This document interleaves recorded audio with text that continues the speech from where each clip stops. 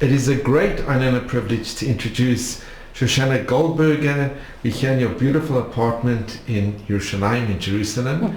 And Shoshana, you were one of the hidden children. Yeah. During the Shoah. So if you could tell us your incredible story and what you've achieved, it's just unbelievable. Okay. So, in fact, I give many testimony to the Yad Vashem, but I always introduced my testimony saying that the most important thing is what does it mean to be a hidden child when you are extremely young, and what will be the influence or the outcome, let's say, in your adult life, how much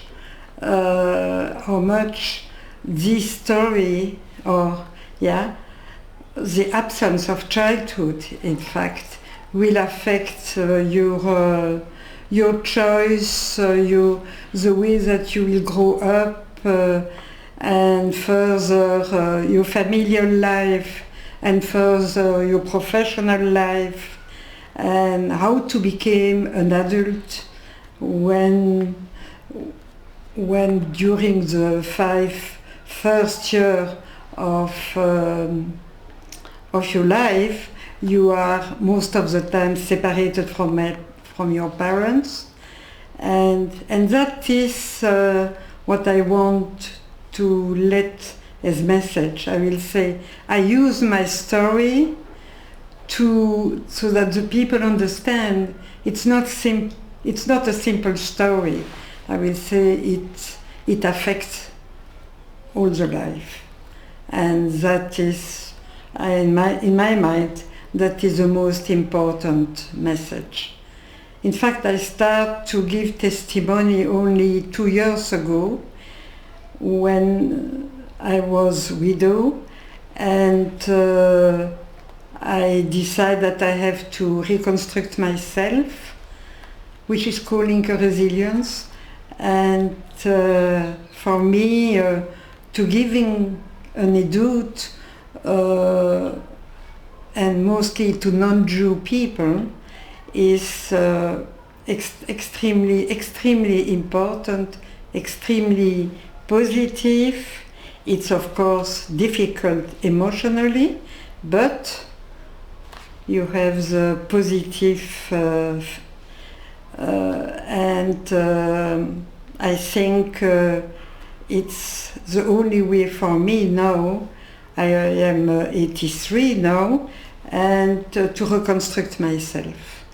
And so when I'm giving a testimony to big groups, mostly coming from the States, I thank them because they helped me to reconstruct myself, and I am able to give a message that they, I hope, will bring with them about to be alone, to be in situation between death and life.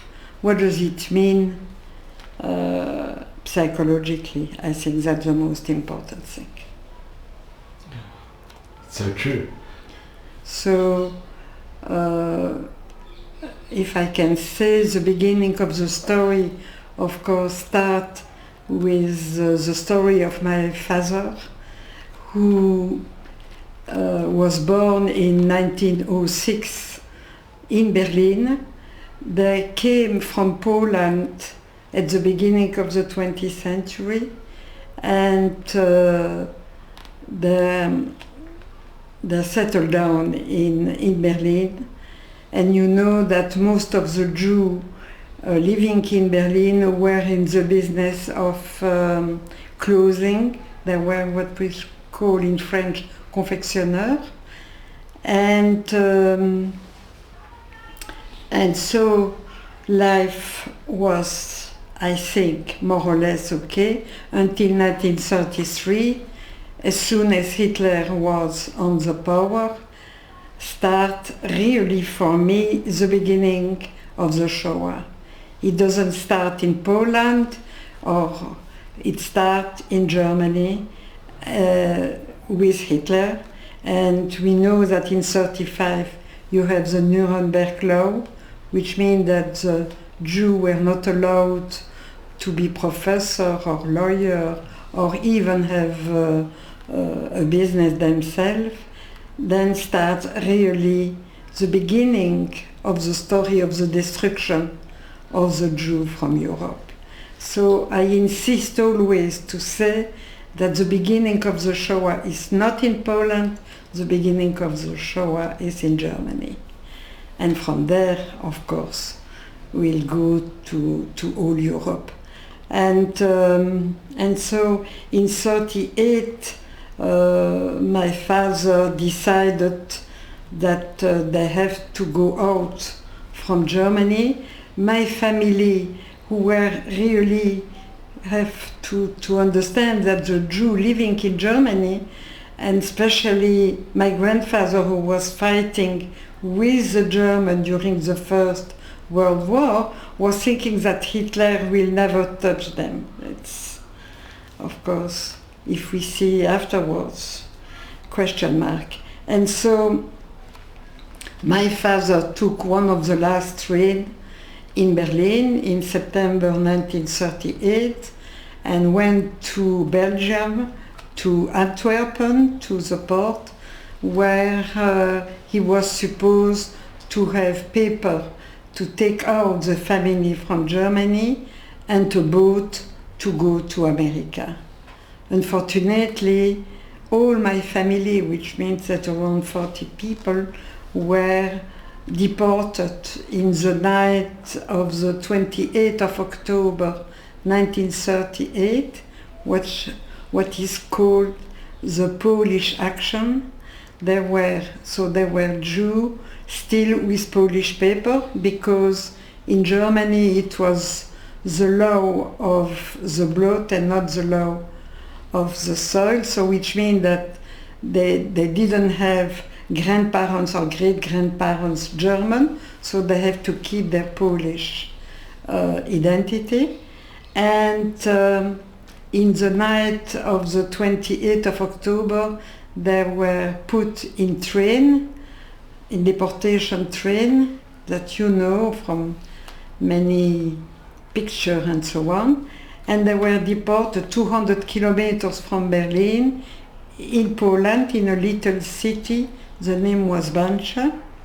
And there, on the 29th of October, and Hitler knew that, on the 29th of October, the Polish people, the Polish government, decided that Jews with Polish paper, if they didn't know how to talk, how to speak in Polish, or if they were not in Poland 5 years ago, they stripped the Polish paper.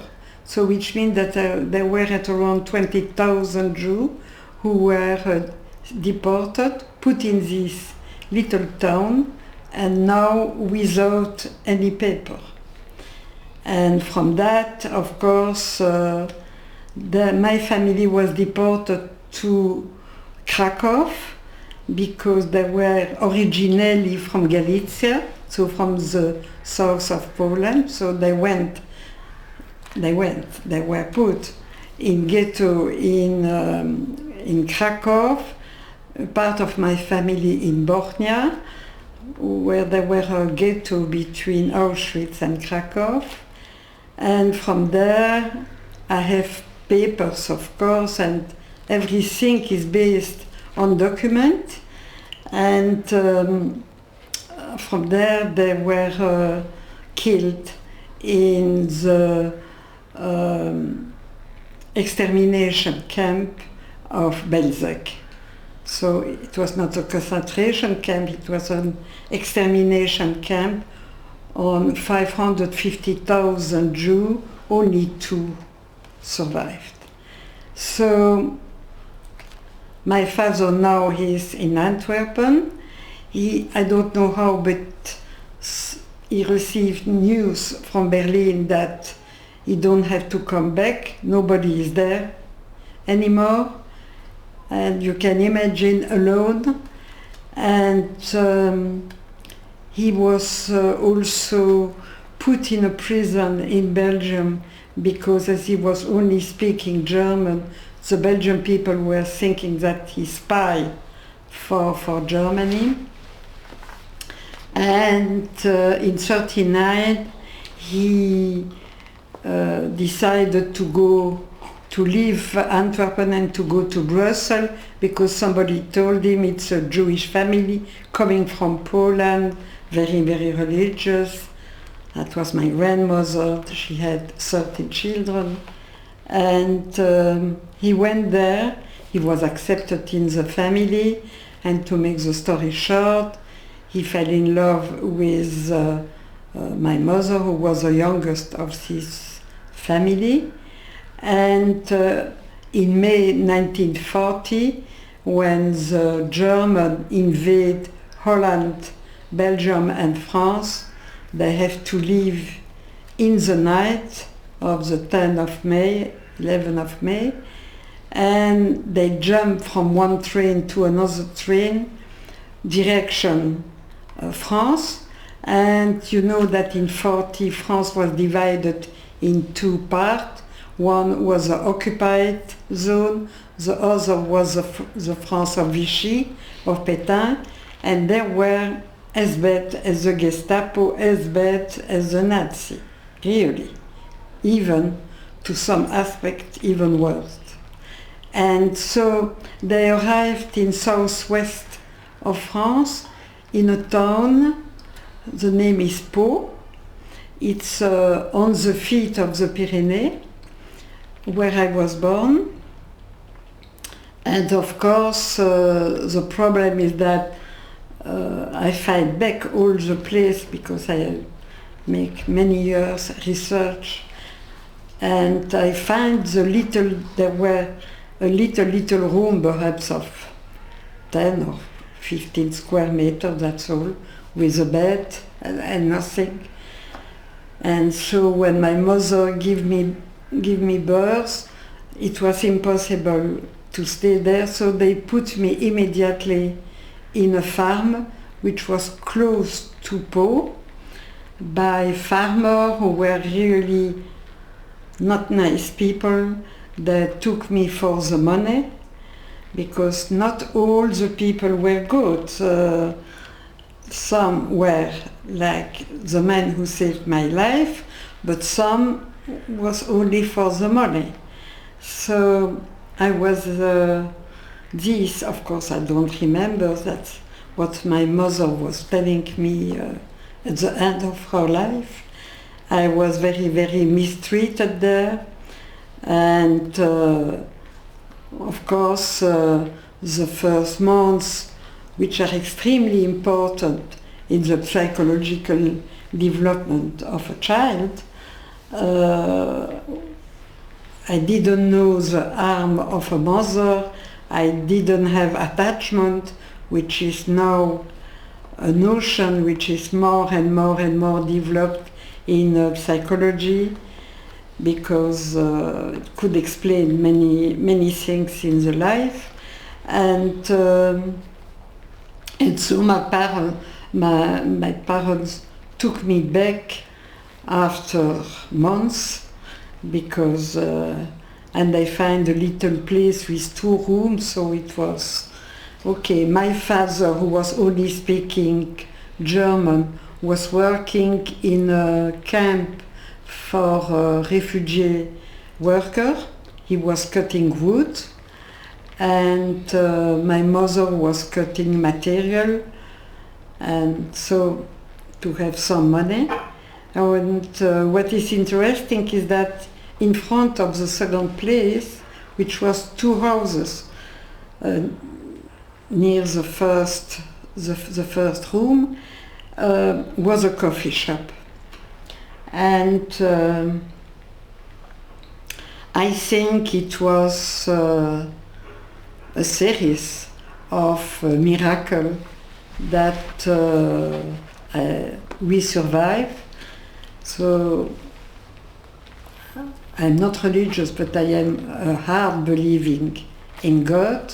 So I am sure that He was protecting us, because what happened is that when my father came in the evening to the coffee shop, he was used to drink a little schnapps in Berlin, here a little cognac, and was there a man who was speaking German, because he was French, but coming from Alsace, and you know that Alsace was from time to time belonging to Germany, so he was able to talk with my father. And what is interesting is that he was working at the town hall.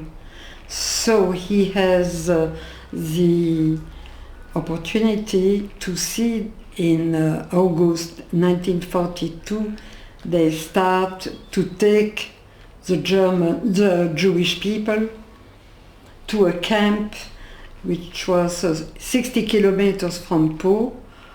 It was a concentration camp. The name was Gurs, very well-known camp where there were 65,000 prisoners. At the beginning it was only Spanish brigadists and so on in 38, but in 44, since 40 until 42, it was replaced by German people, Jewish German, and so on the 26th of August 1942, the French people, because don't forget, in this time there were no German in this part of France where we were living, and they decided to deport all the Jews. So he saw, this guy from Alsace saw our names on the list, and he ran to my mother and said to my mother, in 2 or 3 hours they are coming to take you with your child. Your husband is in the forest. And she said where to go, what to do. And he said, I will try to ask to the owner of the coffee shop if he agreed to save you, because he is risking his life and the life of his family. And we have a big mazal. He was a resistant, and so we run to the coffee shop, and you want to see the picture now? And that is the picture of my saver. It's he was the one that warned your parents. He was the man who took me and my mother under the roof of his coffee shop. He owned the coffee shop. So he was. I find him back in the year 90. I was looking for him 14 years until I find him. He was 85. I find him in a retired home, 200 kilometers from Po. And when I met him, I said to him, you are my second father. And his name was Jean Orgeval. And because I make fortunately a record of testimony of my mother at the end of her life, and because of that I gave it to the Yad Vashem, and he received the medal and the diploma. I have that here, the medal and the diploma of the Yad Vashem. It was for the righteous amongst the nations. Here. That is the diploma.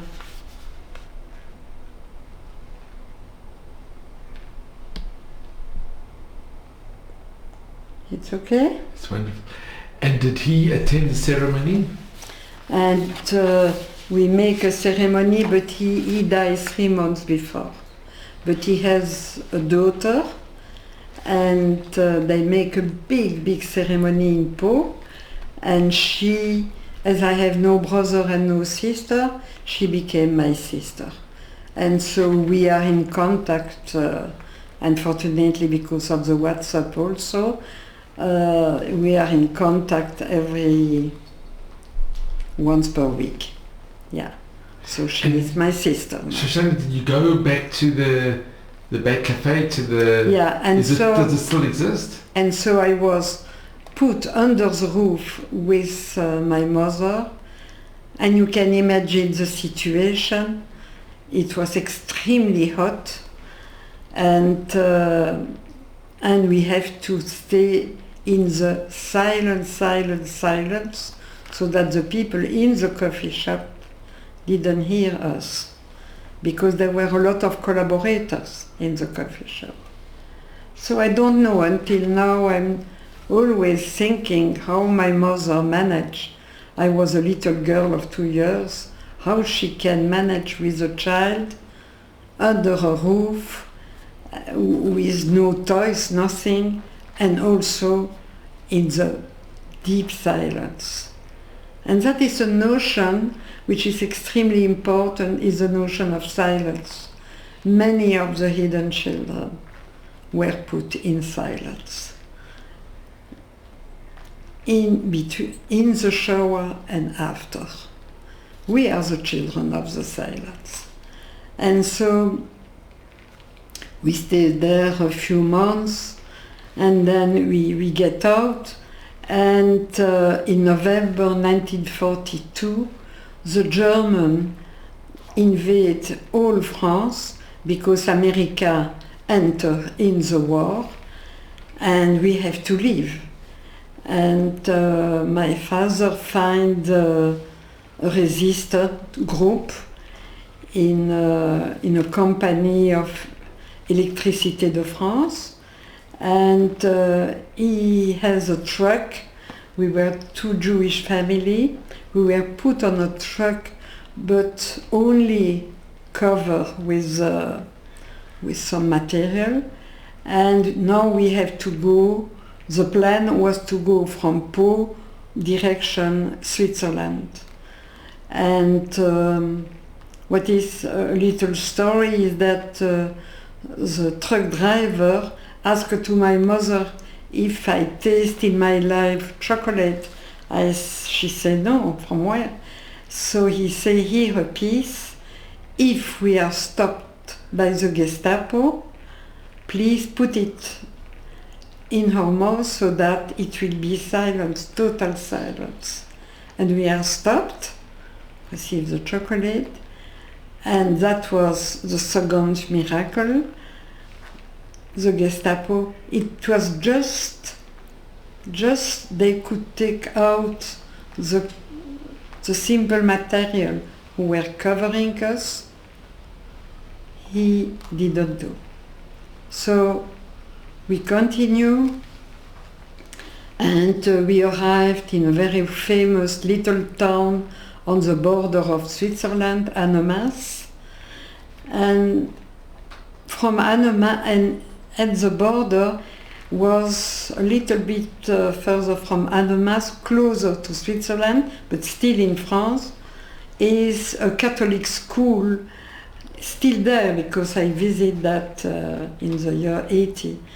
And the director was a priest, professor were priest, and my mother asked him, can we sleep here before, because to go to Switzerland illegally, of course, we have to jump a wall, and from the wall in a field, and in the field were 3 rows of barbed wire, which was extremely difficult with a child, and you can imagine.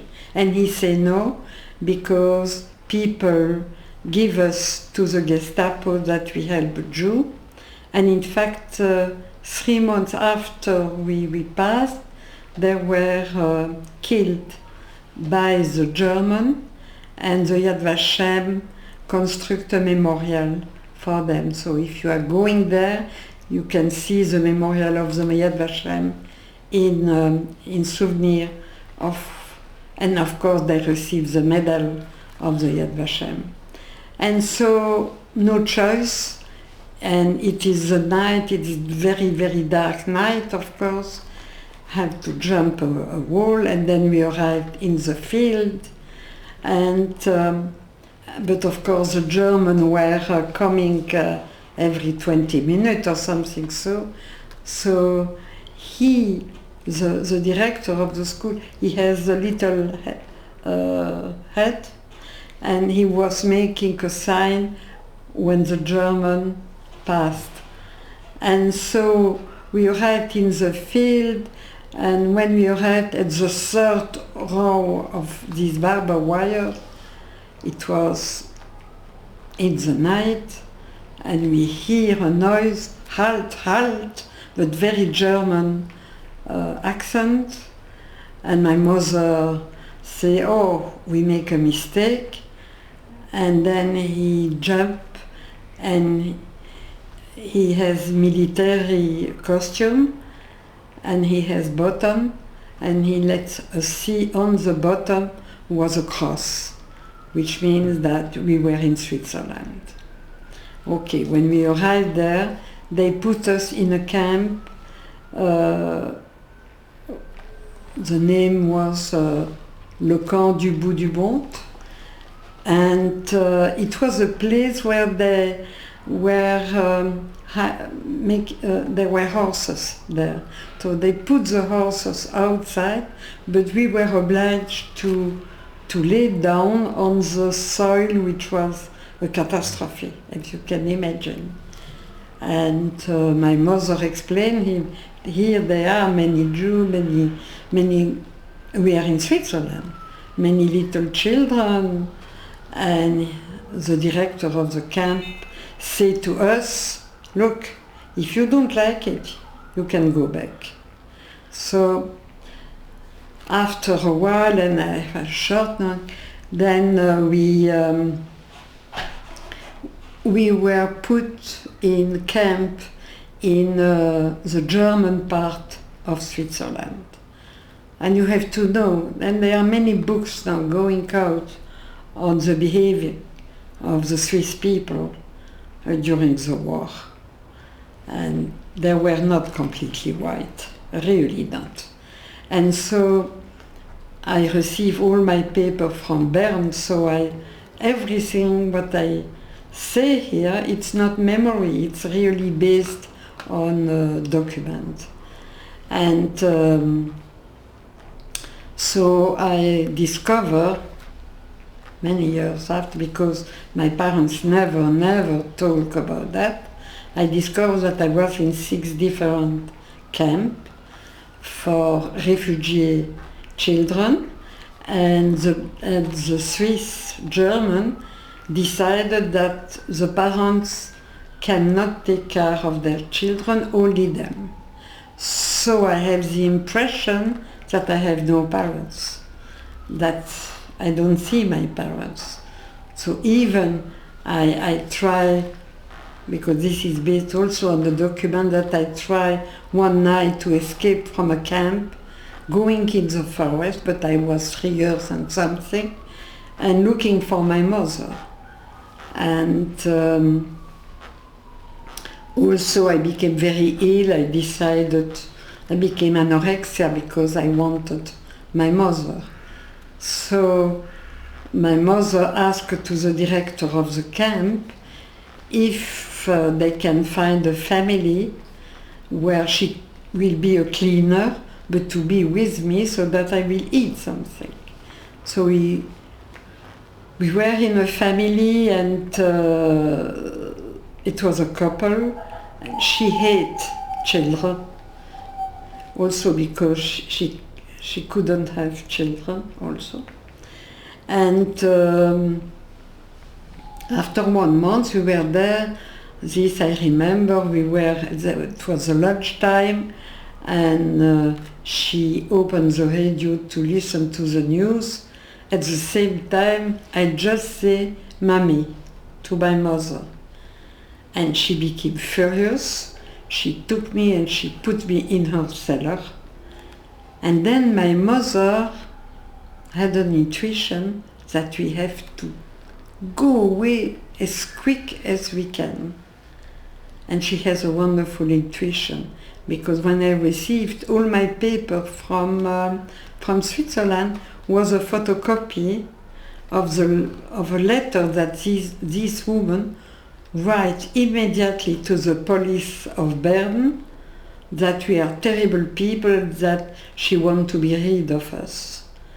But she has no time to do it because we were running back to the camp. So that's... And Shoshana, how old were you at this time? I was between 3 and 4. And is this one of your very earliest recollections? Yeah, not impression, because memory, it's impression. So but you remember? No, I don't remember exactly the place, but I remember that something happened. But my mother told me. And why did the Swiss authorities separate you from your parents? That was the rule. They were very, very German. Huh? They were psycho-rigid people. The rules are like this, and it has to be like this, and the discipline, and so on. And so I spent the rest until June 1945 in this camp, and in June 1945 the Red Cross sent my mother and myself to Belgium. The Swiss people keep my father 1 month more because he was cutting wood for them, free, so it was good money for them. And I arrived alone with my mother in Belgium. Sorry, can I just ask, Shoshana, sorry for interrupting, but What? when you were in the different camps in Switzerland, were you in any areas where there was a Jewish community? No, not in this part of where I was. There were a Jewish community. And did any members Nobody. of the community come and No. inquire, are there any Jews, can we help? Nothing. No. It's also a little bit Yeah. strange. It's very sad, it's actually Yeah. very tragic. Yeah. Nobody came from the community to No. say, is there anything we can do to help or assist? Nobody. No. And so when we arrived in Belgium, it was June, and this I remember. And my mother was saying to me, and we have to eat something. So my mother said to me, you can only eat the fruit who are falling down. Don't take the fruit who are still in the tree. This I remember. She was so afraid that that was the shower. So we find some family back from the side of my mother. And to make the story short, because it could be long, really my main problem for me as a child started after the shower, in fact, because I went to a public school and I wanted to be like the other children, but of course I was not, because I had a father who was not speaking French, and in Belgium it was French and Flemish, but French at least. So he has major difficulty to work because of the language, and I started to learn French to my father. In fact, many of the hidden children became parents of their parents. And of course, this was also, the consequence was also that we didn't speak about what happened. And the children were unable to talk about their own problem of frightening, anxiety, and so on, and problem of integration in a community of, because I was not in a Jewish, in this time was even not a Jewish school in Belgium. In which city were you? No, I was in a public school. But in which town or which place? In Brussels. And what I can remember is that then many things came back to my memory, of course, and I can remember that I was perhaps 7, 8 years old. I had a girlfriend, and one day she came at school with a very nice jewelry, and little girl, they like jewelry, and we were talking, and she said, look, Susie, look, how nice it is. I said, yes, it's very nice. Yeah, she said, it's a present from my grandmother. And then I said to myself, what is a grandmother? What is a grandfather? I didn't know. So I went to my mother and I said, she has a grandmother and so on. I don't know what it is. And when I became myself a grandmother, it's a huge difficulty for me because I have no model, nobody.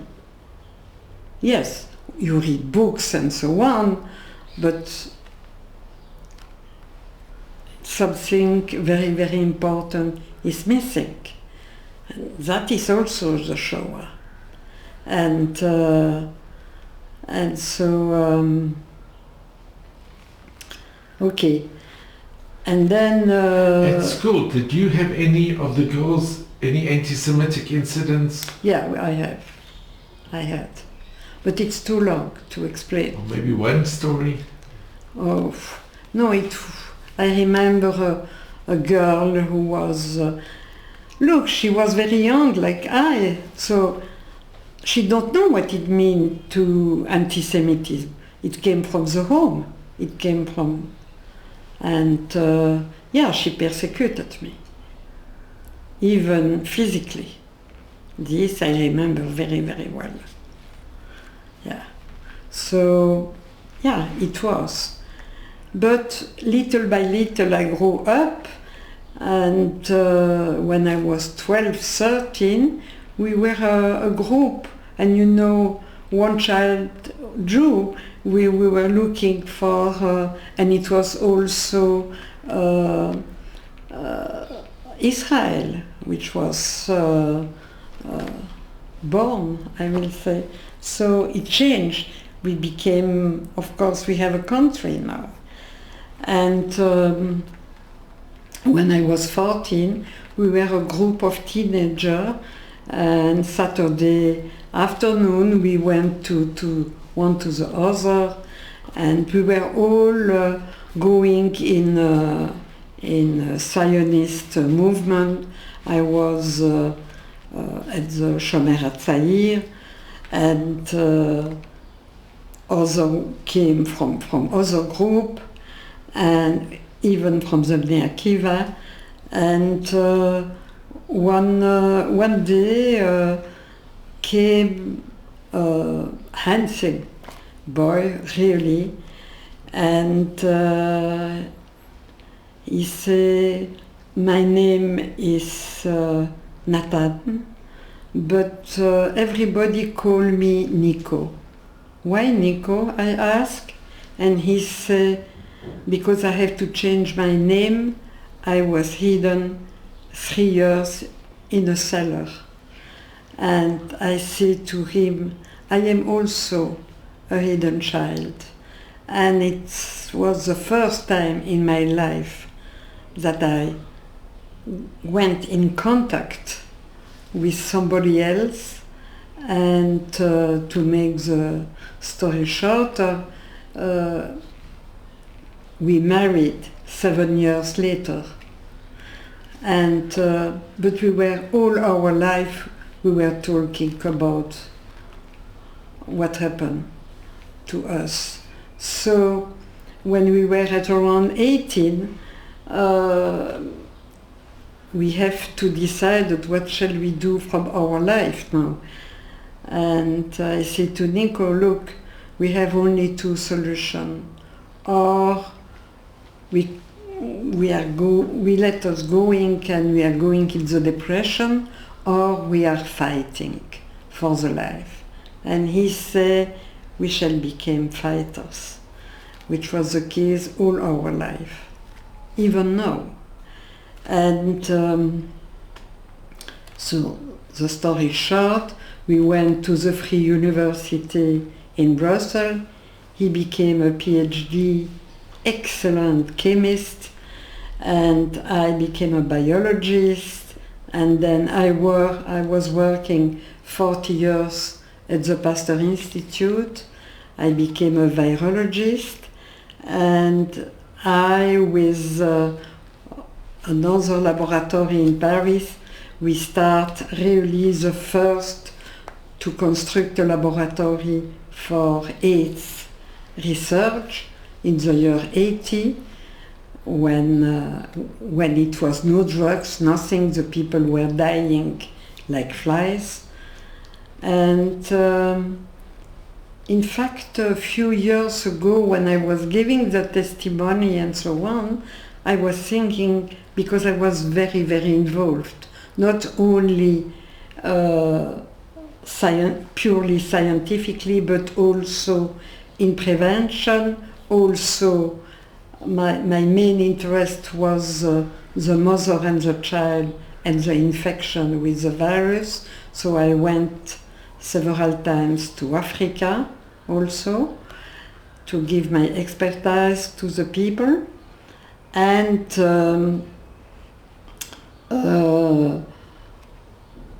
what shall I say? Yeah.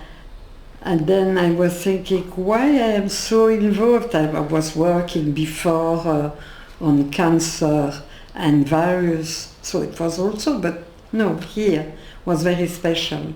And I was thinking, yeah, in fact, now we are with the AIDS virus. So Shoshana, if I can ask you, why were you so involved in dedicating so much of your life in research and in AIDS? And because probably it was it's a question of humanity. It's a question of we have to, because we pass through that, and because we pass through day and life, who can talk about that better or living that better than a hidden child? I think so. We are dedicated to that. And so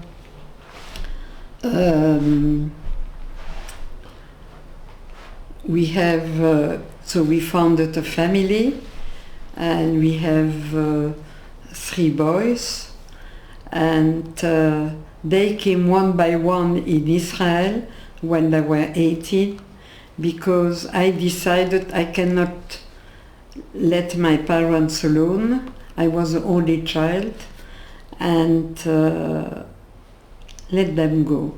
So my oldest son, who is quite at the head of the Ichilov hospital, he's a professor of dermatology, but he's also at the head of academic position in Tel Aviv medical department. Also, he is a specialist really of genetic disease of the skin. He is really somebody extremely well known in Israel and outside. He spent 5 years of his life in the army. in the super elite unit 669. So really is a mensch. And my second son is a lawyer and involved in civil aviation and professor of European law, international law outside of Israel. And my third son is finished Betzalel here and then make his master in Los Angeles University, was professor at Syracuse University, mostly in McGill University in Montreal, and now he is professor in the Technion in Haifa. So really we have a lot, as we say in Yiddish, a lot of nachos of our children, and I have 9 grandchildren, 1 great-grandchild, and and that is roughly my story. But Shoshana, if I can ask you, and it's a very difficult question, you were saved by non-Jews that not only risked their lives, but they risked their family lives as well. Have you ever thought, what would you do if you were in that position? It's a very difficult question to ask. Of acquisition? If you were in that position, if the tables if were I turned, would do the same. because it's a very difficult, it's I don't so know. hard. I don't know. I really don't know if I would have this courage. I don't know. I cannot put me in this position. It's complicated. I don't know. But you've seen people that saved you, and you've heard of people that actually you have they all went to kinds. authorities and Of you saw the good and the bad. You know, it's There were interesting. informers and there were people that saved. Your question is interesting because a few years ago at the television they were making, in France, they were making a research on the grandchildren of our Savior. And the question was, would you do what your grandparents have done? And I don't remember, but it was a very high percentage who were saying no. And we are very angry about our grandparents because they put their family in risk. So you see, even the grandchildren can be very proud of their grandparents. So, it's complicated. And you began, and your life story is so unbelievable, but you began by saying that you always give a message. Yeah. And your story is a message. But what the message, the first what message do you give to future? It's 2 messages that I want, and then we finish. The first message is, don't live for yourself.